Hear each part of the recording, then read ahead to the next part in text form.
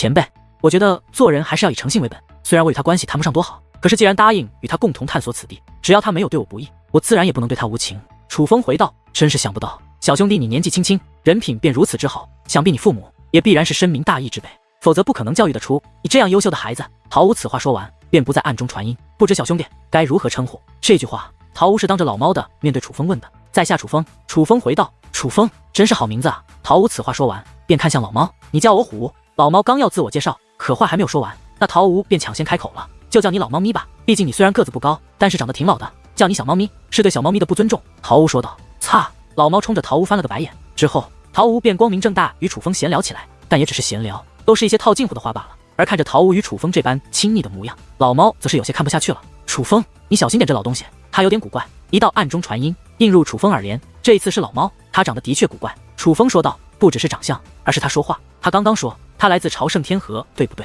老猫以暗中传音问道：对，他不是说在他心中七界天河是圣地，身在其中犹如朝圣，所以才会口误吗？楚风问道：屁，你听这老东西扯淡吧。我告诉你，七界天河是被七界圣父一统之后才叫七界天河的，最早是叫做第三天河，是因为当时七界天河的实力排在第3位。但是七界天河曾出现过多个远古时期的石碑，那上面都曾标注七界天河曾经的一个名字，那很可能就是七界天河在远古时期所用的名字，那便是朝圣天河。老猫说道：这不是说明朝圣天河也就等于是七界天河，有什么问题吗？楚风故意这样问，他自然也察觉到了有些不对。当然不对，这些事情很是古老，当今时代的很多人其实是不知晓的，就算知晓，那也只是远古时期的一个名字。远古时期与当代修武界有何关联？我们既是当代武者，自然要用当代名称自居。老猫说道：你是想说这陶吴也许是远古时期的存在？楚风问道：这便不得而知了，他的身上倒是没有远古气息，但远古气息也是能够隐藏的，你知道吧？就算他真是当代武者，但是他也很古怪，反正你小心一点，别与此人走得太近，他说什么你也不要信，总之时刻保持警惕。老猫说道：知道了。楚风回道：经过一番赶路后，楚风等人距离那气焰已是越来越近，越是靠近，越能够感受到那气焰的壮观，那气焰之磅礴，简直超乎想象。在那气焰面前，莫说楚风这等人族生灵，就算高达100米的妖族，怕也是宛如尘埃一般渺小。由此可以想象，那是何等磅礴的气焰在冲天起，那气焰之面积是何等巨大。也是因为距离这气焰近了，路上不断看到其他身影，这些人自然都是被这气焰吸引而来，但他们普遍都是这凡界的本土修武者，修为有限，不过眨眼之间就纷纷被楚风3人超越。但是突然前方出现了一艘浮空战船的速度，虽然也远不及楚风他们，但却不是眨眼之间就能超越的存在。从那浮空战船速度来看，这浮空战船至少是由3品半神来催动的，否则不可能拥有如此速度。不过很快，楚风3人还是追赶上了这浮空战船。随着靠近，浮空战船的面貌也是越发清晰，那上面做了多重宫殿，简直就像是一座小型的空中移动城池。修武者的体积与它相比，那也是渺小不堪，这自然也是一个庞然大物。可就是这巨大的浮空战船与那远处的气焰相比，也十分渺小。不过楚风却是神色冷淡，因为那战船上飘动的旗帜是楚风最厌恶的，乃是司徒界灵门。司徒界灵门是这个凡界的势力吗？这阵仗够大的呀！超过司徒界灵门战船的时候，陶武也是回头看了一眼，想什么呢？这怎么可能是这凡界的势力？司徒界灵门乃是这星域的霸主，早就有传闻，司徒界灵门的人窥探魔关凡界，派有高手长期驻扎于此，却没曾想居然派来了这样一个人物。这司徒洪博这老东西，这可是司徒界灵门的太上长老啊！果然他们是知晓魔关世界秘密的，不然不会如此重视此地。老猫也是回头张望着，而那浮空战船主宫殿明明有封锁结界，老猫却能够看出催动这战船的是谁，自然也是因为他动用了特殊的观察手段。星域霸主的太上长老才3品半神，这也太弱了吧？陶吴说道：难道你七界天河的所有星域霸主都是半神巅峰？图腾天河与七界天河的察觉并没有那么大，你就别在我们面前秀优越了。老猫可能是出自于自己是图腾天河之人的缘故，竟反驳起陶吴，反正还是比图腾天河强。陶吴说道：可突然气焰位于天际的最顶端，由耀眼的光芒倾洒而下，那光芒神圣无比，宛如天降神物。糟了！见此一幕，那陶吴也是有些急了，前行的速度明显开始变快，而老猫也不说话了。同样的，楚风也是变得凝重起来，他们都看得出来，那神圣的光芒体乃是结界，是有人在布置封锁结界，是要封锁住那气焰，并且楚风看得出来，那封锁结界非常强大，绝对不是寻常之辈。可是那结界速度太快了，楚风等人还未靠近，那结界已是覆盖了磅礴的气焰。来到那结界前，楚风能够感受到那结界有多恐怖，那是他所远远不能破解的结界。莫说是他，就算陶吴与老猫，也必然是无能为力。这从他们2人的表情就看得出来，他奶奶的尊龙神袍！魔关凡界居然隐藏着尊龙神袍，这魔关世界到底有着怎样的秘密？这样的存在，竟也愿意长期逗留这鸟不拉屎的地方？你留就留，好歹也给我们一口汤喝啊！堂堂尊龙神袍，却干起了吃独食的事，还要不要脸？眼见着被封锁在了外面，老猫忍不住破口大骂：尊龙神袍这等强者也隐于此处。楚风内心也是深受震撼。神袍界灵师堪比半神强者，白龙纹对应1品半神，灰龙纹对应2品半神，蓝龙纹对应3品半神，紫龙纹对应4品半神，金龙纹对应5品半神，黄龙纹对应6品半神，仙龙纹对应7品半神，尊龙纹对应8品半神，圣龙纹对应9品半神。而眼前那封锁天地，将那浩瀚气焰都封锁其中的结界，便是出自于尊龙神袍，运用结界之术，战力可堪比8品半神的存在。莫说楚风的修罗大军被封，就算没有被封，在这等存在面前，楚风也是毫无还手之力。而至于楚风自身的修为，那在这等存在面前，更是不值一提。同样的，这等存在已经远远超越了这方星域霸主司徒界灵门的实力，这让楚风眉头紧锁。先是魔灵王，现在又出现了尊龙神袍，果然雪姬说的是对的，这魔关凡界藏匿着诸多高手，而他们自然不是魔关凡界之人，而是为了魔关凡界的秘密才来到这个凡界。前辈能不能多讲一讲关于这魔关之事？这里真的是魔关入口吗？楚风看向陶吴，越是高手多，楚风越好奇这里到底有着怎样的机遇。这里的确就是魔关入口，但是你也不要担心，那里面危险至极，他们这些修为未必够看。你们跟着我，我可护你周全。咱们虽然实力不如他们，但可以得到的好处却未必会比他们少。陶吴很是自信地说道。相比于恼火的老猫，他却是非常的淡定，还得到好处，人家直接把咱们拦在外面了，进都进不去，你还想的什么好处？老猫鄙夷地看向陶吴，老猫咪，你若这么觉得，大可以直接离开了，还留在这里做什么？陶吴也是看向老猫，本大爷与楚风兄弟一起来的，要走也是一起走，况且本大爷愿意走就走，愿意留就留，你管得着吗？此等景象，可遇不可求，本大爷看看热闹怎么了？老猫说话间，还故意臭气了他那长长的烟袋，有意在气陶吴。呵，陶吴先是轻蔑一笑，这才说道，你不用在这里耍无赖，老夫实话告诉你吧，若按老夫自己意愿，真不想带着你玩，是楚风兄弟非要带着你，老夫现在才留着你，如若不然，老夫早一脚把你踢出去了。陶吴对老猫说道。听闻此话，老猫不由一愣，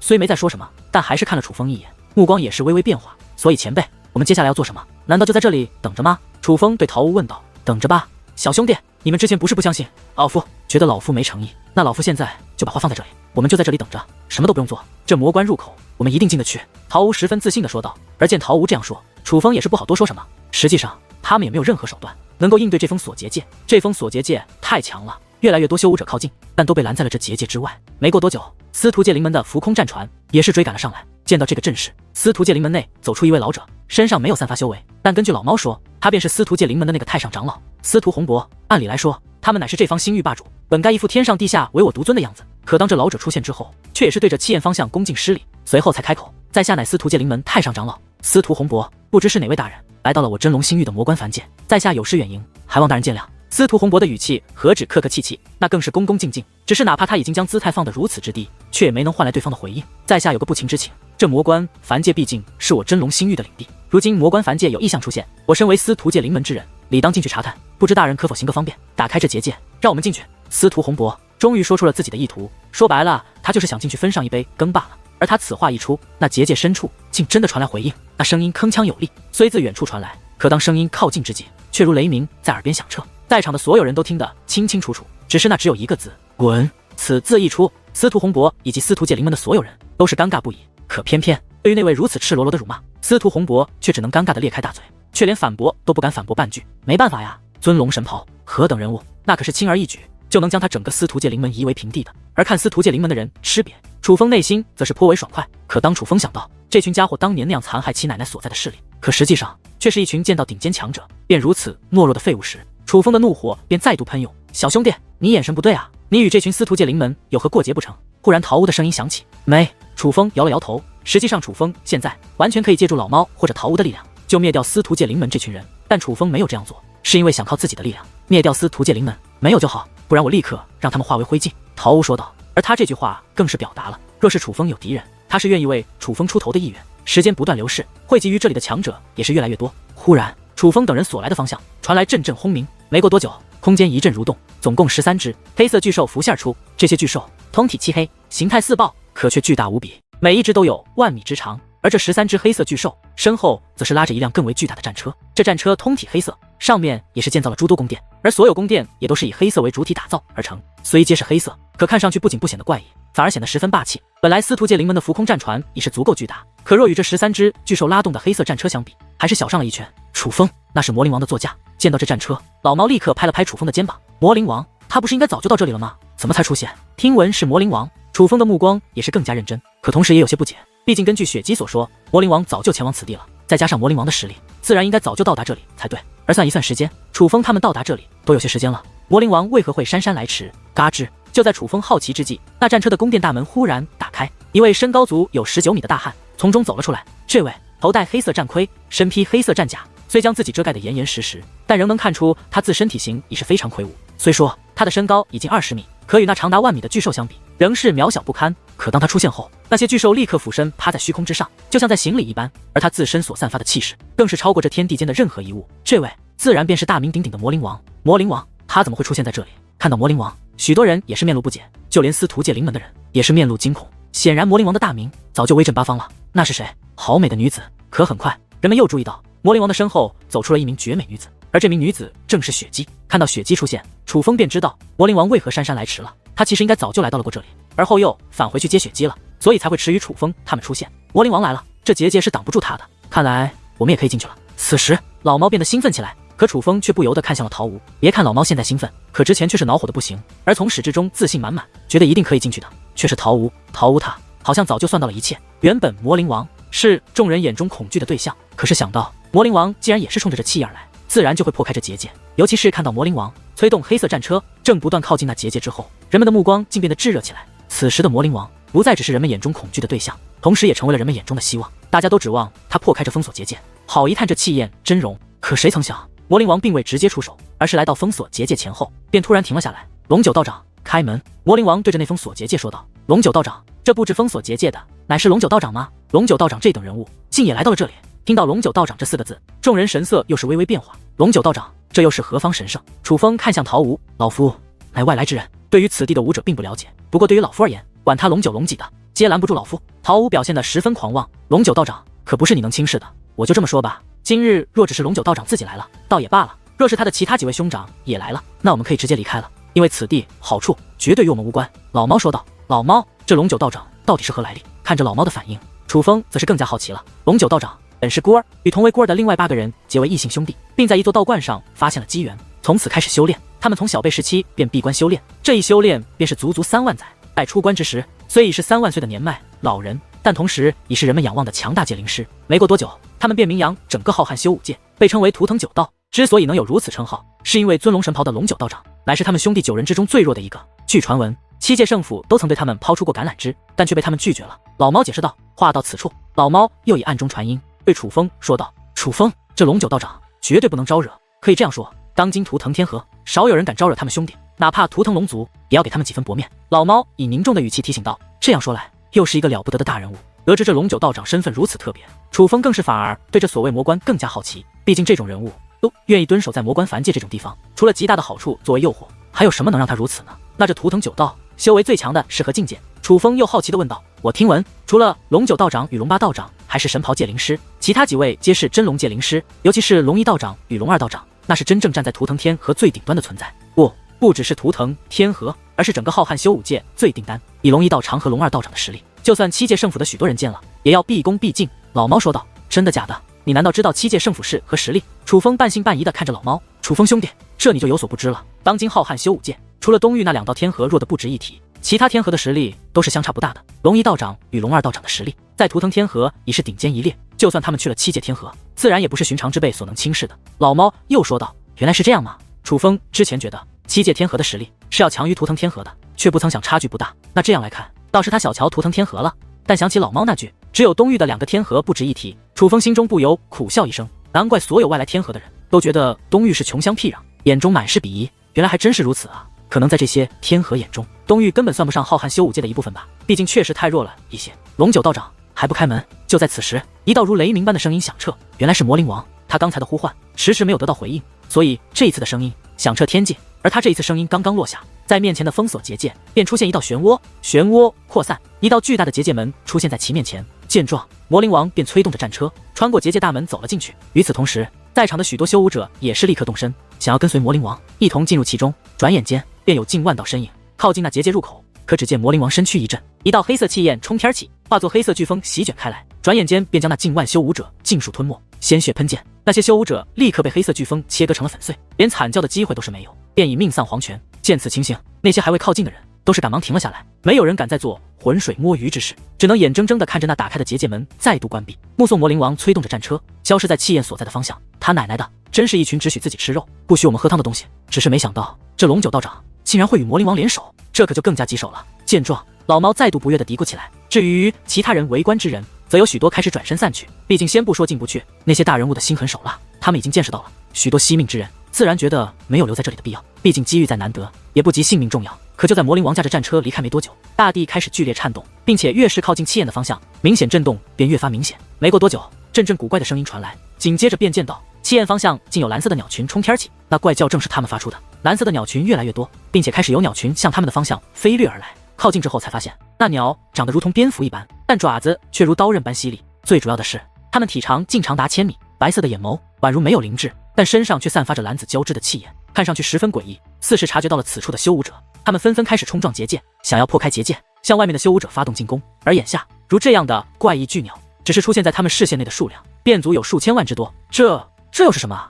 此时，许多围观之人都慌了，他们都感受到了那巨鸟的可怕，好像不是纯粹的生物，是阵法所化吗？楚风试探性地问道。因为那封锁结界隔绝了一些东西，楚风只能通过外表观察，感受不到那鸟的气息，因此无法确定它们的具体来历。的确像是阵法所化，并非真正的生灵。陶武与老猫同时说道。忽然，真正刺耳轰鸣不断炸响，而每伴随一声轰鸣响彻，自结界之内便有一道光柱自地表出现，且冲天起。那光柱之强，简直所向披靡，竟直接将结界洞穿。不过洞穿结界之后，光柱便会立刻收缩。那是什么东西啊？看着那不断升起、不断冲击着结界的光柱，再加上越来越多的怪异巨鸟，人们心中的恐惧已经达到了极致。于是越来越多的人开始逃窜，想尽快离开这个是非之地。好机会啊！可陶无却兴奋起来，说话间便带着楚风与老猫御空而起，向天际之上飞掠而去。而楚风与老猫也一言不发。虽说被洞穿的结界缺口正在不断修复，可是光柱却也不断出现。每当一道新的光柱出现，都会将结界击破，这乃是进入其中的好机会。而陶无就是想飞到天际最上方，绕到封锁结界顶端，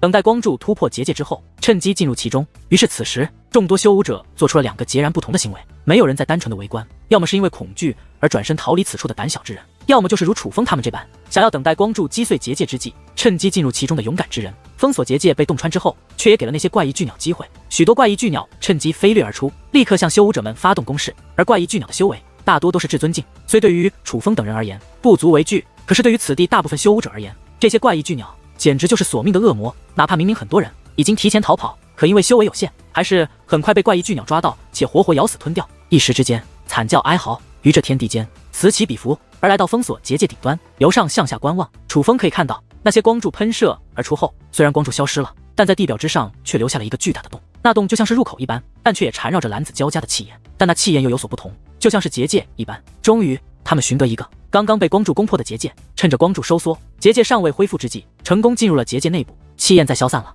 楚风此时距离那冲天起的气焰又近了不少，可却发现气焰不再继续喷涌，如今所浮现的也只是先前喷涌出的，但终究是气焰，随着时间流逝，终会彻底消散。那气焰只是信号，引众人来到此地。当入口出现之后，气焰也将停止喷涌。陶无说道。所以这些地方真的是魔关入口。楚风看着那些光柱退去之后留下的深洞说道。是入口，但却并非通往魔关的入口，真正的入口还没出现呢。陶无说道。那这是什么入口？老猫问道。陶无没理老猫，而是看向楚风。楚风兄弟，你仔细观察一下，这些洞口是有区别的，你能看出区别在哪吗？陶无又说道。起初楚风真没注意到区别，听陶无这样说才动用天眼认真观察起来。而当楚风动用天眼之后，认真观察的时候，陶无则是一直盯着楚风的眼睛，似是发现了什么，他的眼中也涌现出一抹金色，紧接似是想说什么，但最终又什么都没说。发现了，这入口虽多，但却分为2种，一种是可以随意进出的，没有任何限制，另外一种却有结界封锁，只有小辈可以进入。楚风说道。对，就是2种入口。陶无说道。只是那结界封锁好特别，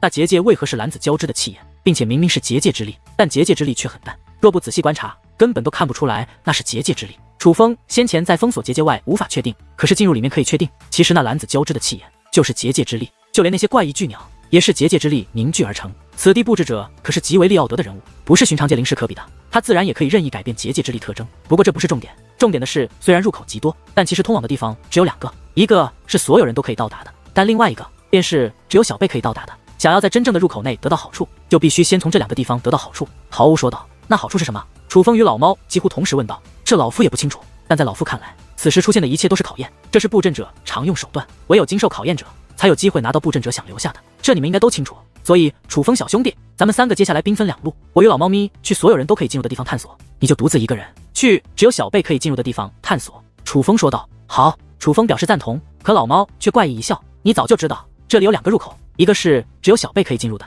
所以你才非要与我们合作对吧？老猫对桃屋说道。对，老夫就是知道，可这不恰恰证明老夫有本事吗？桃屋说道。而对于此话，老猫却是无力反驳。最开始他的确以为桃屋是个吹牛的家伙，但现在的一切却都在证实，桃屋对于这里当真是有些了解的。楚风小兄弟，看到那里没有？事成之后，我们就在那里集合，你若先出来，就在那里等我们。桃屋说话间，指向远处的一个地方，虽然距离很远，可楚风与老猫都明白桃屋所指具体是哪里，而桃屋所指的地方，倒的确是一个相对安全之地。好，前辈，老猫，那我就先去了。楚风说话间，便立刻动身，随便选中一个小贝可以进入的入口，便飞掠了进去。毕竟根据桃屋所说，入口虽有多个，但最终到达的地方其实是相同的，所以随便哪个入口都是一样的。楚风走后，桃屋也是立刻动身，但却突然停下来，回头看向老猫。老猫咪，你跟着老夫干嘛？怕死不成？桃屋之所以这样问，是因为他动身之后，老猫也在跟着他。本大爷可不怕死，但是既然是联盟，自然也当同降，对吧？老猫笑嘻嘻地说道。你确实不怕死，你应该知道，老夫答应与你联手，是看在楚风小兄弟面子上。现在楚风小兄弟不在了，老夫随时可以把你捏死。话到此处，桃屋那张黑漆漆的老脸之上，竟露出一抹邪恶的笑容，虽没有任何杀气，也没有目露凶光，就只是做出了一个表情，但却让老猫的猫躯一颤，身上的猫都竖了起来。罢了，分头行动吧。老猫说话间，便立刻转身，快速地消失在了远处。猫就是猫，装的再怎么强硬，内心也是谨慎胆小的。桃屋咧嘴一笑，从这个表情可以看出，他对老猫没有动杀心，只是吓唬一下老猫而已。不然以他们2人的实力差距，老猫自然也跑不掉。只是老猫走后，桃屋却并未立刻动身，而是看向楚风进入的洞口。对比此处小贝，的确很是不错，但若纵观浩瀚修武界，其实也就一般。他真的配吗？桃屋低声自语，目光也变得深邃无比。没人知道他究竟在想些什么。楚风顺着入口一路深入，几乎没有遇到任何阻碍，且没过多久便到达入口底端，可谓出奇的顺利。但这底部却也与楚风想象的不太相同。本来楚风觉得，按照桃屋所说，应该所有入口最终都通往一个地方，而那个地方很可能一座大殿之类的地方。就算这是考验，所有人也是在相同的场地接受这考验。但此时楚风则是进入了一个错综复杂的地宫之中，周围也是看不到任何其他修武者的身影。与其说是地宫，倒不如说是地下岩洞，因为没有任何打造痕迹，更像是天然形成。简单的说，这里更像是一个蚂蚁巢穴，错综复杂，有着无数通道。虽说所有入口都可以达到这地宫之中，但到达的地方其实是完全不同的。楚风动用天眼，想要窃取先机，可却发现天眼无用。这岩洞看着平平无奇，却可以抵挡天眼的力量。但楚风也不慌，拿出了天师浮尘，毕竟这可是探索遗迹秘宝的神器。我擦，这里这么诡异！可天师浮尘催动那一刻，楚风也是越发惊讶。天师浮尘没有任何反应，但却与以往不同。以往天师浮尘会根据心情选择是否帮助楚风，倒也出现过毫无作用的时候。但这一次不同的地方是，天师浮尘不是不给予楚风帮助，而是天师浮尘失去了力量。不仅楚风的天眼无用，天师浮尘这等宝物竟也被束缚住了力量。可想而知，此地布阵者乃是何等恐怖的存在。看来只能靠自己了。虽说接连失利让楚风感到棘手，但他不仅没有气馁，反而越发兴奋。此地布阵者越是厉害，便也说明被封印此处的魔物越是厉害。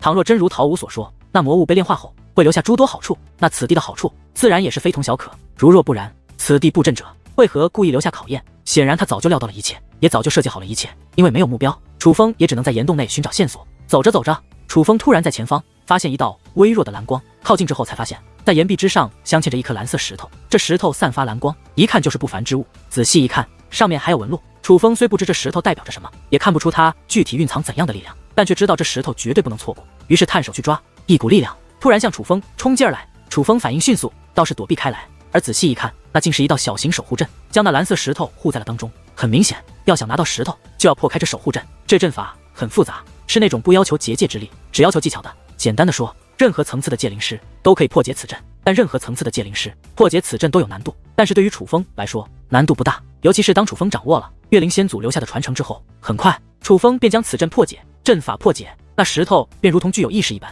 主动飘向了楚风。楚风探手去抓，那石头也会被楚风抓去。但是楚风想将石头收入乾坤袋却不行，放入怀中也不行，这好过分啊！楚风明白了布阵者的又一个意图，石头得到后无法收藏，也无法隐藏，只能围绕所得者漂浮。这就是故意让所有人看到这个人得到了这个石头，目的显而易见，就是挑起争斗。但楚风其实也无所谓，楚风感觉在这里应该没什么小辈能对他造成威胁。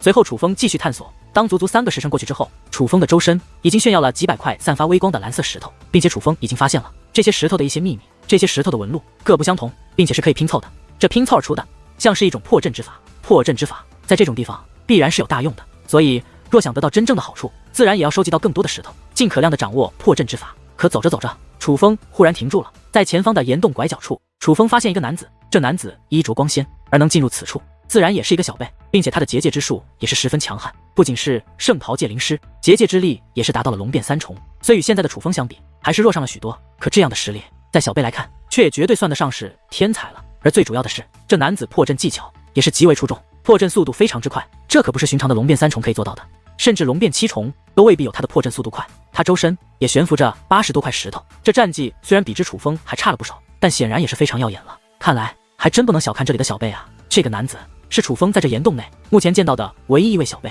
虽说他的实力对楚风毫无威胁，但却也让楚风刮目相看。很快，那名男子便将阵法破解，又一块石头飘向其周身。得到石头后，这男子便准备离开。而也就是在此时，他也是注意到了楚风。他看到楚风的第一反应是无比震惊的，他自然是震惊于楚风竟拿到了这么多蓝色石头。但很快，他的目光变了，目光变得贪婪，嘴角更是掀起一抹冷笑。看到这个表情，楚风便知道他打的什么主意了。但楚风也没说话，更是没逃，就站在这里。本来楚风没想难为他，只是惊叹他的破阵技巧很是不俗，必然也是得到过机遇之人。可倘若他敢抢自己，那楚风就绝对不会放过他。于是楚风主动说道：“你这眼神好像是想抢我。”楚风对其问道。而那男子听楚风这样说，显然也是有些意外，于是说道：“就算抢你，你又能怎样？你可以试试看。”楚风说话的时候，本来想一本正经的，可只要想到接下来发生的事，楚风还是忍不住笑了起来。“你很狂啊，你是何门何派？”那男子明显被楚风激怒了，但似乎也有些忌惮，所以并未直接出手。“无门无派。”楚风说道。“你以为我不敢动你？”男子凝声问道。“我说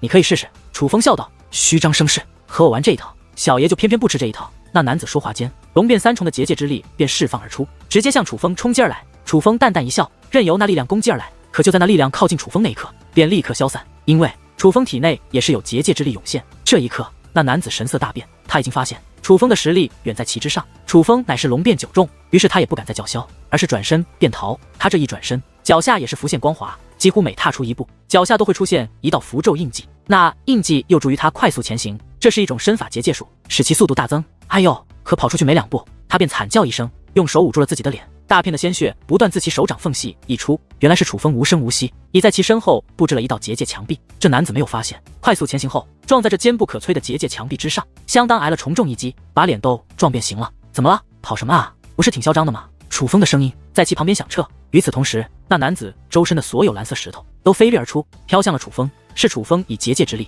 强行将男子的蓝色石头抢夺了过去。“你敢抢我？你知道我是谁吗？”男子怒声问道。“你是谁啊？”楚风问道。“我告诉你，把那石头都还给我，我可以既往不咎，如若不然，我父母绝对不会放过你。”男子恶狠狠地威胁道。可他一边说话，脸上的血越是流得厉害，那个样子着实可笑。“那你父母又是谁？”楚风又问道。“你无需知道，你也不配知道，但是你见到我父母那一刻，必定会跪地求饶，但那个时候，你就算求饶也是没用，只能等死。”男子又说道。“我劝你一句，做人低调一点，实力不济就努力修炼，少给你爹妈惹麻烦。我这么说吧，你若没有想抢我，我也不会动抢你的念头，所以现在这个结果是你自己种的恶果。可哪怕如此，咱俩今日的恩怨不过是一桩小事，所以我劝你一句，见好就收吧，别给你爹妈惹麻烦。”楚风此话说完，便挥一挥衣袖，将那拦住男子的结界墙壁解除，准备继续前行。龙变9重而已，有什么好得意的？你也只是欺软怕硬。若是司徒界灵门的人在你面前，你敢抢他们吗？男子很是不服地说道。“司徒界灵门，他们在我面前会比你惨得多。”楚风驻足说道。“你可真能吹啊！你敢动司徒界灵门的人？”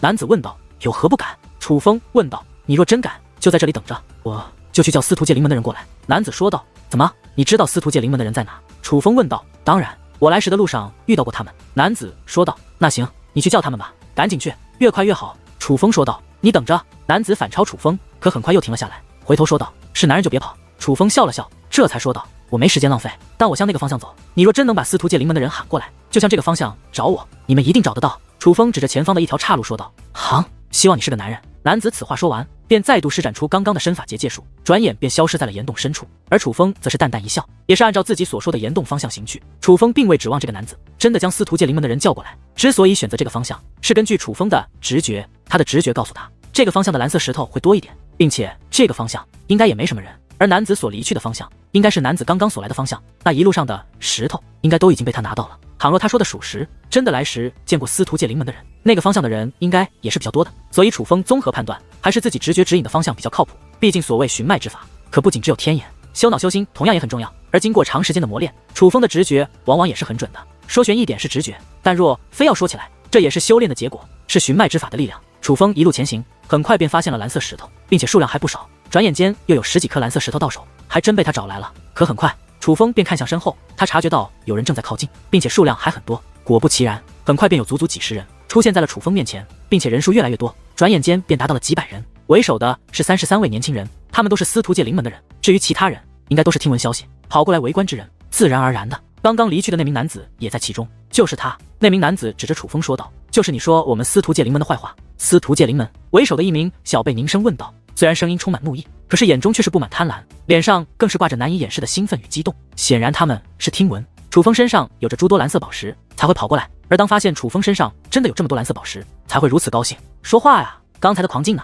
还不待楚风说话，那名男子也是大声问道。此时的他没有了之前的胆怯，反而把狗仗人势这4个字展示得淋漓尽致。楚风没有理会那男子，而是看向司徒界灵门的小辈们：“你们都是司徒界灵门的人，没有冒牌货吧？”楚风问道。“如假包换，你现在自我了断，我们赐你一具全尸。”为首的司徒界灵门小辈说道。“呵。”楚风冷然一笑，随后看向那个家伙：“看来他叫你们来的时候，没有告诉你们我是何修为。”楚风此话一出，那男子脸色微微一僵，显然楚风猜对了，这个家伙害怕司徒界灵门的小辈不敢来，的确没有说出楚风的修为，但这也正常。毕竟这些司徒界灵门的小辈虽都是5尊境，但都是5尊初期，最强的一位便是为首的那位，但也只是3品5尊。这种修为在楚风这龙变9重的界灵师面前自然不值一提，毕竟龙变9重可是拥有堪比9品5尊的力量，你是何修为又能如何？为首那名男子显然失去了耐心，说话间3品5尊的威压便向楚风冲击而来，那威压极强，没有丝毫的手下留情，他就是要直接将楚风抹杀。明明第一次见面没有什么恩怨，可只听那男子的谗言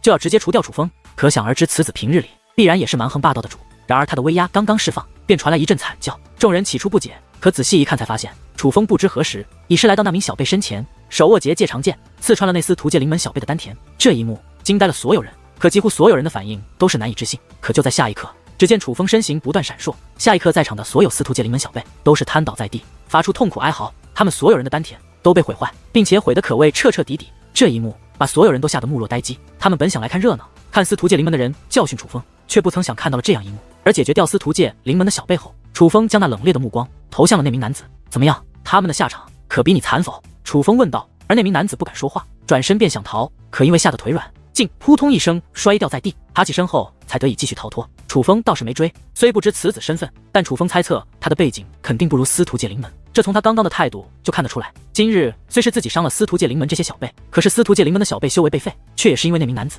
所以就算楚风要被通缉，那名男子也同样会被通缉。当然楚风是不怕司徒界灵门的，但那名男子可就未必了。怎么感觉他有点面熟？虽然那男子已经逃离了，可楚风恍然间觉得那男子刚刚极度恐惧的表情让他觉得有点熟悉。但楚风也并未多想，毕竟世界之大，长得像的人多了去了，何况楚风见过那么多人。而就在此时，其他围观之人也是转身要逃要走，可以，但热闹不能白看，交出费用吧。楚风说话间张开手掌，顿时吸力涌现，那些人身上的蓝色石头都纷纷飞向了楚风，不仅是蓝色石头，就连乾坤袋也是飞向了楚风，而他们也是不敢有丝毫反抗，甚至连屁都不敢放。当见识到楚风的狠辣后，他们觉得能安然逃离这里已是谢天谢地，反倒是楚风有些失望。这些人普遍实力不强，乾坤袋内自然也是没有什么好东西。至于蓝色石头，足足几百号人，楚风总共才拿到了10几颗石头。转眼间，此地就只剩下了楚风与司徒界灵门的那些人。你敢废我修为，我要你不得好死！我要抄你满门！司徒界灵门小辈为首的那位恶狠狠地盯着楚风，这就是没有脑子，但也是来自大家族的底气。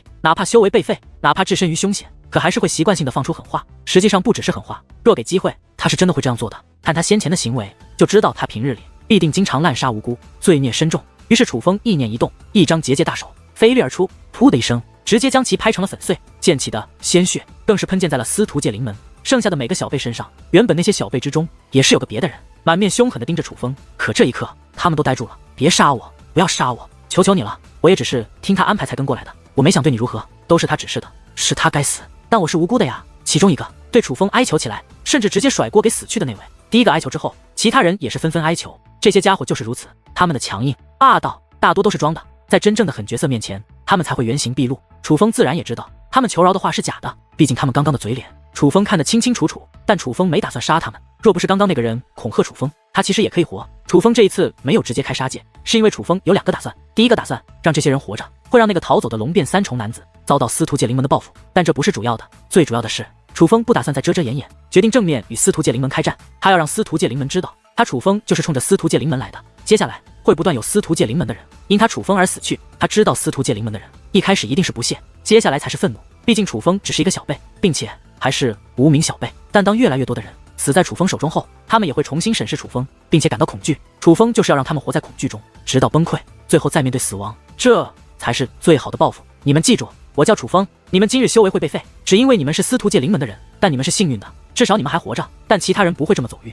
所以你们回去以后帮我传个话，若想活命，赶紧退出司徒界临门，如若不然，后果自负。楚风此话说完，大袖一挥，司徒界临门这些小辈身上的乾坤袋以及宝物，还有蓝色石头，全部落入楚风手中。司徒界临门的小辈虽然人数不多，但却有200多块石头，想必多半是抢来的，但无所谓，只要能为楚风所用即可。之后楚风继续前行，他也不担心有人来报复，他觉得在这里应该没有小辈能与他抗衡。接下来楚风继续搜索蓝色石头，随着时间流逝，楚风又收集了几百颗蓝色石头。眼下楚风正在破阵，随着阵法破开，又一颗蓝色石头飘向了楚风。可忽然岩洞开始剧烈颤动，并且似乎蔓延在了整个地宫，短时间之内不会停止的感觉，并且很快岩洞竟然出现了裂痕，那感觉这坚不可摧的岩洞好像就快要崩塌了一般。与此同时，身上的蓝色石头竟然开始主动聚拢在一起，形成了一块巨大的蓝色石头。是我引起的吗？楚风意识到这岩洞的变化很可能是因为这些蓝色石头，而蓝色石头之所以会有这些变化，楚风起初也是不解，但很快察觉到了一个可能。他数了一下，算上他刚刚拿到的蓝色石头，这蓝色石头的数量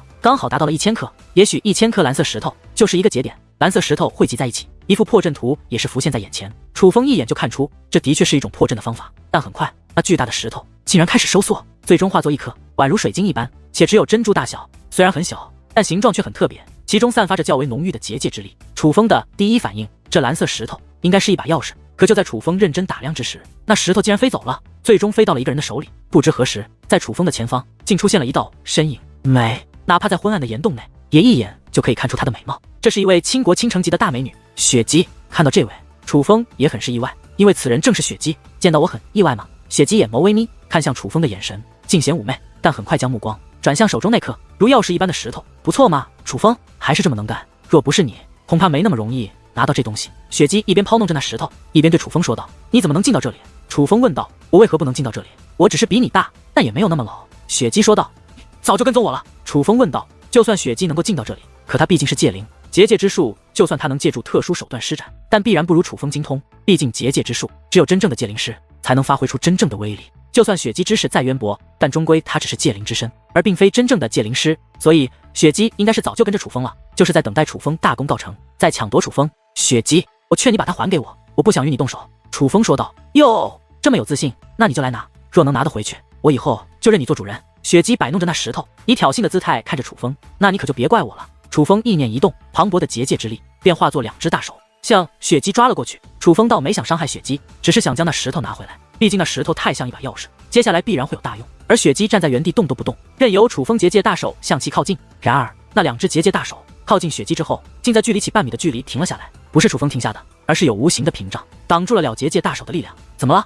没力气了吗？还是你的手不够长啊？雪姬笑眯眯地看着楚风，你竟有逆战4品的战力。楚风满眼惊讶地看着雪姬，雪姬的修为比楚风弱，是7品5尊，可楚风的龙变9重却不是寻常的龙变9重，结界血脉加上9龙圣袍的力量，他拥有逆战2品战力，所以等于是在9品5尊的基础上，还拥有逆战2品的战力，威力极其强横。而如此强大的战力却无法撼动雪姬，楚风感觉到是一道武力屏障，将雪姬护在了当中。雪姬的修为没变，还是7品5尊，可之所以能够挡下楚风的攻势，因为他拥有可怕的逆战4品。要知道，蛋蛋在刚踏入5尊境的时候，也只是拥有逆战2品的战力而已啊！现在知道我的厉害了，那你岂不是很心痛？毕竟你可是失去了我呢。雪姬妩媚一笑，笑容似是挑逗，实则却是挑衅。失去你倒是不心痛，但是失去那石头确实很心痛。雪姬，把它还给我吧，我不想对你出手。楚风说道。楚风，你可真是一个渣男啊！口口声声不想对我出手，那刚刚对我出手的谁呢？雪姬问道。我只是想拿回石头，并没有想过伤你。楚风说道。可是你若不伤我，绝对拿不回这石头。楚风眯着双眼，妩媚的笑着，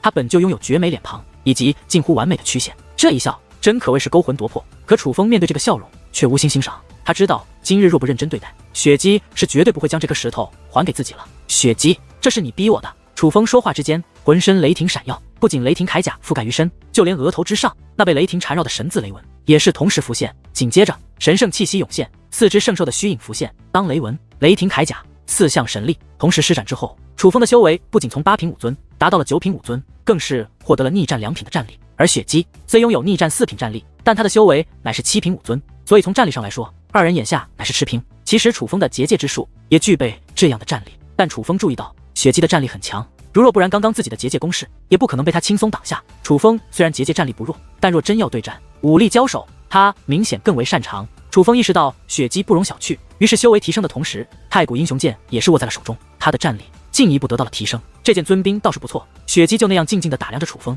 哪怕楚风已经施展手段，可他却连眉头都没有皱上一下。他所表现出的乃是绝对的自信。雪姬，那我便得罪了。楚风说话间，手持半成尊兵便向雪姬冲击去。楚风并不想施展杀招，他不想伤害雪姬，可只见雪姬手腕一转，一把黑色的长剑竟也出现在了他的手中。那自然不是寻常的兵刃，应该是戒灵才能使用的兵刃，但威力极为强横，可以说是丝毫不弱于楚风的太古英雄剑。二者相互飞掠，眨眼间便来到了彼此近前。楚风虽然手持兵刃，但只是用来提升战力，并没有直接用兵刃，反而靠近之后探手一抓，顿时磅礴的吸力涌现，是想要直接抢夺雪姬身上那颗石头。那颗石头虽然形态变了，但却与之前的石头一样，只能漂浮在主人周围，没有办法收起来。所以楚风想借此机会直接将那石头拿到手里，可楚风的吸力明明覆盖到了石头上，那石头却是纹丝不动，依旧在雪姬周围，并且一道寒芒袭来，雪姬手中的黑色长剑对着楚风伸出的手掌便砍了过来。楚风虽想手下留情，但雪姬显然没有留情之意。好在楚风早有准备，收回左手的同时，太古英雄剑也是横扫而去，想将雪姬砍来的一剑挡开。本来楚风是想将雪姬的攻势挡下，可谁知雪姬却突然攻势一转，没有继续砍向楚风的左手，而是向楚风的脖颈刺了过来，并且雪姬的速度突然加快，刚刚只是佯攻，此时才是他真正的本事。这一剑让楚风对雪姬刮目相看，如此速度之下能够完成这个动作，那是需要极强的掌控力的。这突然间的变化，楚风只得闪身去躲，可还是慢了一点，那黑色长剑还是擦破了楚风的脖颈。好在此时楚风的太古英雄剑已是拦住了雪姬的黑色长剑，并且将雪姬的长剑拨开，否则雪姬必然会直接挥砍而下，将楚风的脖颈斩断。先前因为收手，楚风吃了亏，而这一受伤则是激发了楚风的战意。将雪姬的黑色长剑拨开之后，楚风立刻发动了攻势，并且这一出手，楚风便施展出了剑法。这套剑法极为强悍，乃是当日楚风与江元泰对战之际自己所领悟的剑法。可令楚风意外的是，他这剑法明明如此强悍，可竟难伤雪姬分毫。雪姬的剑法运用可以说是丝毫不弱于楚风，这剑法不错呀，哪学来的？雪姬一边与楚风交手，一边问道：“自己悟的？”楚风说道：“自己悟的。”哟，蛮能干的嘛。雪姬笑眯眯地说道。可很快，楚风感觉有些力不从心了，倒不是雪姬的攻势更强了，而是自己的攻势减弱了。楚风感觉无论是力量还是速度，自己都在快速减缓，就连身体也正在变得虚弱，甚至呼吸都开始变得困难。楚风察觉不对，赶忙向后退去，可哪怕脱离了战圈，楚风却仍感觉那种虚弱的状态正在快速席卷全身。你的剑上有毒。楚风看向雪姬，他意识到自己身体的变化是因为雪姬，正是刚刚雪姬擦伤自己脖子的一剑所导致的。体魄蛮强壮的，应该是曾服用过不少抗毒药吧，如若不然不可能支撑这么久。但我这可不是寻常的毒，而是修罗灵界也极为珍贵的剧毒，除了我的解药，当今世上无人可医，中毒之后只能等死。雪姬对楚风说道。楚风察觉不对，赶忙从乾坤袋内取出解毒丹药，与此同时于体内布置疗伤阵法，想要破解此毒。但很快楚风便瘫倒在了地上，无论是解毒丹药还是破解阵法，竟全都无用。雪姬这毒竟当真凶悍至此。可就在此时，一颗玉瓶落在了楚风身前。现在你若是死了，那可未免太无趣了。不过楚风，下次若与我交手，可别这么大意，我可没你想的那么弱。另外今日你可是欠了我一条命。雪姬此话说完，便转身离去。而楚风赶忙打开那玉瓶，里面果然有着一颗丹药。丹药入体，那凶悍的毒力便迅速解开。毒性解开之后，楚风也认真查探身体，生怕还有什么其他作用。毕竟雪姬这个女人可是危险的很。但是幸运的是，并没有其他对自己不利的东西。可楚风还是一阵后怕，他刚刚的却是大意了。可也正因为这次大意，他险些死掉。雪姬没有骗他，那毒的确很恐怖。楚风经历这么多，曾遭受过不少毒液攻击，而也曾多次破解，甚至还因为机遇获得免毒体质。但所谓免毒体质，其实也只是针对凡界下界那种毒性不强之物，后面伴随遇到的强者越来越多，毒药也是越来越强，免毒体质自然也就不存在了。所以后面也遭受过类似的凶险。但楚风能够确定的是，从来没有一种毒会像雪姬的毒这般恐怖。就在刚刚，楚风是真的感受到了死亡的威胁，并且死亡距离他是如此之近。雪姬没有骗他，若没有解药，他今日一定会死在这里。楚风站起身来，心中情绪一时难平。他刚刚的却没有施展全力，也有留手，可若说掉以轻心，实际上并没有。楚风早就养成了不管面对什么样的对手都会谨慎对待的状态。刚刚他其实也是认真对待的，所以他必须承认雪姬很强，就算从一开始就拼尽全力，也未必会是雪姬的对手。轰鸣越发刺耳，这座岩洞所见之处都是出现无数道深邃的裂痕，并且伴随轰鸣不断有大量碎石掉落。楚风知道这个岩洞快要崩塌了，若不赶紧出去，可能会被埋在此处。于是楚风也是赶忙找到一个出口，且离开了此地。而回到地面之后，楚风发现那轰鸣只有小贝入口传出，而那些所有人都可以进入的洞口并没有传出轰鸣，这进一步确定了是因为楚风小贝可以进入的岩洞才会开始关闭。虽说小贝岩洞即将关闭，可是所有人都可以进入的岩洞确实依然可以进入的。按照楚风以往的性格，他会进去看一看，可此时楚风深知自己实力有限，所以并没有冒险进入所有人都可以进入的洞口，毕竟那里可是魔灵王等存在争锋的地方，他去很难捞到便宜。于是楚风乖乖的来到了桃屋之前定好的聚集的地方。楚风为了不引起旁人注意，他隐藏了身形，可这个位置是真的好，是很容易被人忽略的地方。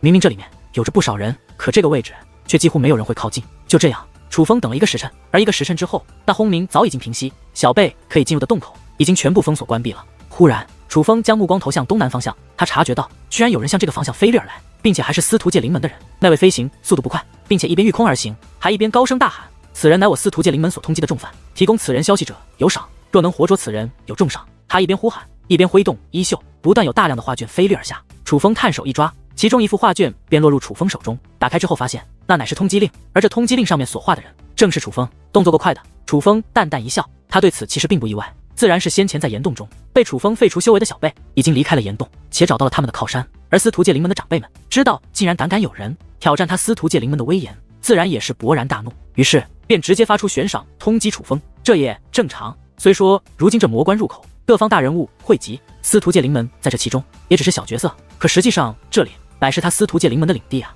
司徒界灵门平日里早就嚣张跋扈惯了，自然不允许有人对他们的发出挑衅，况且大人物的弟子也都是名扬天下，所以他们看到楚风的模样就知道楚风是小角色，所以他们根本不怕楚风，第一反应就是一定要将楚风捉住，然后狠狠地报复楚风。而对此楚风也是没有一丝畏惧，就算司徒界灵门那整艘战船的所有人都进来了，他也不怕，毕竟其中最强的太上长老也只是3品半神，这个实力还不如老猫，就更不如桃屋了。有这2位盟友的楚风自然不惧怕司徒界灵门，但楚风也没打算借助桃屋和老猫的力量除掉这些司徒界灵门的人，楚风是打算依靠自己的力量将司徒界灵门的人一一斩杀，这个仇只有自己来报才解恨。可突然之间再度有轰鸣响彻天际，楚风赶忙御空而起，这才发现那些所有人都可以进入的诸多洞口，同一时间有大量烟尘自洞口冲天而起，看来这所有人都可以进入的岩洞内也有人夺得了先机。先前小贝岩洞是因为楚风凑齐了1000颗蓝色石头，所以岩洞才关闭的，眼下所有人都可以进入的岩洞明显也是进入了关闭状态，所以楚风觉得必然也是有人在其中夺得了先机。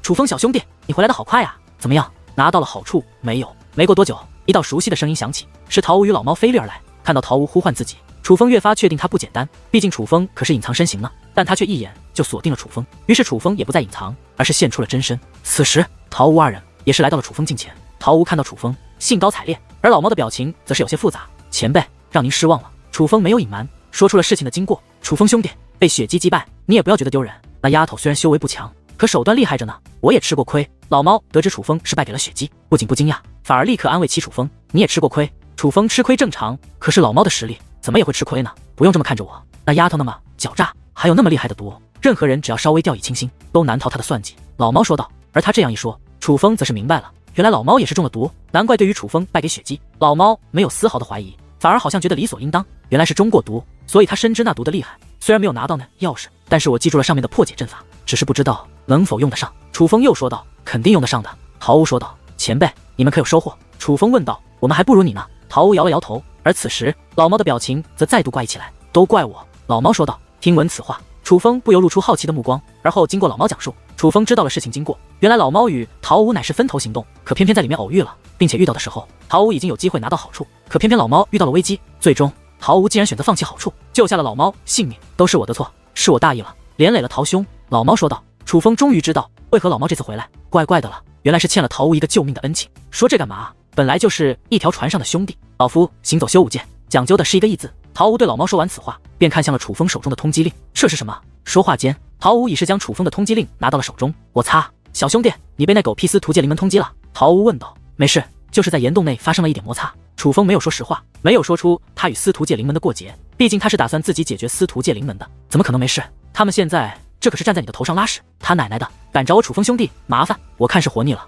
走，楚风兄弟，我带你去讨个公道。桃屋说话之间便御空而起，楚风与老猫明明没有动，可是此时却也是御空而起，是桃屋，他强行带着楚风与老猫动身了。前辈，真的不用，我的事情我自己解决。楚风说道。少放那没用的狗臭屁，咱们现在是什么关系？你的事就是我们的事。桃屋说道。教训区区司徒界灵门，你们两个足矣，我就不去了。老猫也是说道，很显然他不想与司徒界灵门为敌。而老猫此话说完，前行的陶吴则是忽然停了下来，他回头看向老猫，目光十分凌厉。老猫咪，你这是什么意思？是楚风兄弟的事情，和你无关，你就不想管了对吗？若是如此，那老夫真是瞎了眼，居然救你一命，你赶紧走吧，就当我们没认识过。陶吴对老猫说道。而听闻此话，老猫的猫脸抖了一抖，随后咬牙说道，他奶奶的，司徒界灵门，这是活腻了。走，本大爷今天必须让他们知道，楚风兄弟可不是那么好欺负的。听到老猫这样说，陶吴也是满意一笑，这才像一条船上的兄弟。随后无论楚风说什么，陶吴就像听不到一样，带着楚风与老猫二人直奔司徒界灵门的战船飞掠而去。司徒界灵门的战船之内，一众长老皆聚于此，而那些被楚风废了修为的小辈们也正在此疗伤。而太上长老司徒洪博更是在亲自催动疗伤阵法，想要帮助这些小辈恢复修为。通过他释放的结界之力，可以看到，原来他不仅是三品半神，还是一位蓝龙神袍。该死！忽然，司徒洪博怒骂一声，便离开了那座大阵。此时的他不仅满头大汗，更是咬牙切齿。就在刚刚，他已经竭尽全力，可却发现这些小辈的修为已经无法恢复，可有那兔崽子的消息，眼见着已是无力回天。司徒洪博将目光投向周围的长老，回禀太上长老大人，通缉令很快就会覆盖这个封锁区域，相信很快就会有那个小子的下落了。见状，司徒界灵门的一位长老说道，这辈子都没受过这样的气，魔灵王和龙九道长他们那些家伙也就算了，现在连无名小辈也敢这般欺凌我司徒界灵门，你们听好了，无论如何一定要抓到他，否则我司徒界灵门还怎么做这方星域的霸主，还要如何立足？司徒洪博十分恼怒，其实他不仅仅是因为楚风废除了他们这些小辈的修为，主要也是在自己的领地上被那些大人物压制着而感到屈辱。只是那些大人物他们不敢招惹，于是便将对那些大人物的怒火也一同倾泻在了楚风的身上。而看到太上长老大人这样坚决的态度，那些被废除修为的小辈们虽然委屈，可内心却也有了一些安慰。还好他们是司徒界灵门的人，就算吃了大亏，可还有人为他们撑腰，至少这口气他们还是可以出的。可就在此时，一声巨响传来，这封锁的殿门竟被人一脚踹开，殿门被踹得四分五裂，掀起的余威更是将殿内修为弱的人掀翻在地。若不是有人护住了那些小辈，只是这余威都足以让他们粉身碎骨。紧接着，一道身影站在了殿门处，此人正是楚风。这突如其来的一幕让司徒界灵门的人有些发懵，但很快便反应过来，这突然造访之人就是他们所通缉之人。只是看到楚风之后，他们又愣住了，他们震惊，他们不解，此人竟然主动送上门，他是怎么敢的呀？是他，太上长老大人，就是此子废了我们的修为。太上长老大人，快抓住他，绝对不能让他跑了。今日我要亲手剥了他的皮，抽了他的筋。那些被楚风废除修为的小辈们最为激动，尽管修为没了，可他们的杀意依旧凶狠。而紧接着，一股威压便向楚风冲击而去，这威压乃是三品半神的威压，是那司徒洪博出手了。他不管楚风为何赶来，但他的第一反应就是绝对不能放过楚风，并且虽然出手，可他并没有直接索取楚风性命，他是要活捉楚风，他不能让楚风这样死掉。他觉得若是直接将楚风抹杀，那乃是便宜了楚风。然而那威压刚刚靠近楚风，就像是石沉大海一般，不仅没能控制住楚风，反而在楚风面前消失得彻彻底底。这一幕发生后，司徒洪博顿时眉头皱起，他没有继续发动攻势，因为他察觉到楚风身边有不弱于他，甚至强于他的人撑腰。好大的口气，我今日倒要看看谁敢动我的楚风小兄弟。楚风的身旁响起一声怒吼，紧接着空间一阵蠕动，老猫与陶吴分别出现在了楚风的左右两侧。老猫，你与此子是何关系？司徒洪博看到老猫非常的意外，而老猫虽然来时路上气势汹汹，可真的与司徒洪博面对面，他的态度也是没之前那么英勇了。显然他们二人认得，且别看老猫虽然实力在司徒洪博之上，但他也是有所忌惮。洪博长老，楚风乃是我兄弟，我听闻你们在通缉他，不知这其中是否有所误会？老猫说道。误会？他废了我司徒界灵门弟子的修为，这会是什么误会？老猫，你来这里是何意？是要替此子出头吗？司徒洪博凝声问道。这个……老猫有些犹豫，一时之间竟说不出话来。你有个头啊你！见状，陶吴狠狠地在老猫的头上敲了一下，敲得老猫抱头喵叫。而后陶吴手握展开的通缉令，将目光投向司徒洪博等人。我就问你们，这通缉令是不是你们发的？陶吴凝声质问，无论是神态还是语气，相比于老猫他都是非常不善，那是极为强硬的气势。是我司徒界灵门发的，但也是事出有因，是这人无缘无故废除了我司徒界灵门小辈的修为。敢问，换作是你家族的小辈被人如此欺凌，你会视而不见吗？司徒洪博明显察觉到陶吴的来者不善，就连语气和姿态上都有了明显的让步，这从他的解释就能看得出来。而楚风本不希望陶吴和老猫插手此事，他想自己解决司徒界灵门的恩怨，可眼下司徒洪博这样说，楚风自然忍不了。哪里是他无缘无故伤人，分明是这些司徒界灵门小辈先找楚风麻烦的。当然，就算司徒界灵门的人不找楚风麻烦，楚风也不会放过他们。但是实事求是，至少此次是司徒界灵门刁难在先，楚风自然也不会任由他们颠倒黑白。可就在楚风刚要开口辩解，说出事实的时候，陶吴便抢先开口了。我去你娘的，你少给我扯这些没有用的。既然这通缉令是你们发的，那老夫今日找的就是你们。老夫就问你们一句话，你们今日是想活还是想死？陶吴的态度何止强硬，更是霸道。这番话一说，司徒界灵门的人一脸的难以置信，这是什么妖魔鬼怪？竟有如此大的口气，真当他司徒界灵门是小门小派吗？就连楚风看向陶吴，目光也是有所变化。陶吴根本不管事情的青红皂白，那是一副哪怕是楚风错了，他今日也要为楚风出头的架势。而这种感觉，则是让楚风的内心非常舒坦。谁又不希望有这种无条件帮自己的朋友站在身旁呢？你好大的口气！就在此时，一位司徒界灵门的长老忍受不了这样的屈辱，说话间便拔出兵刃，直奔楚风冲了过去。那可是一品半神啊，并且他一出手就施展了武技，速度可谓极快，比施展威压攻击的速度还要快了几倍不止。哇！然而就在其将要靠近楚风之际，却发出一声惨叫。只见陶吴一只手掐住了他的脖颈，随后只见其手掌猛然用力，咔嚓一声，那一品半神的司徒界灵门长老脖子便被扭断，脑袋一歪，已是一命呜呼。而解决了这位长老之后，陶吴大袖一挥，直接将其尸体丢在地上，且还对着司徒界灵门的众人招了招手，来来来，有不怕死的继续。而这一刻，司徒洪博脸都绿了。之前还不确定陶吴的实力，但刚刚陶吴出手之后，他已经确定了，这是一位五品半神境的存在，这可不是他们能够招惹得起的。本以为楚风是个无名小辈，不曾想竟有这等靠山。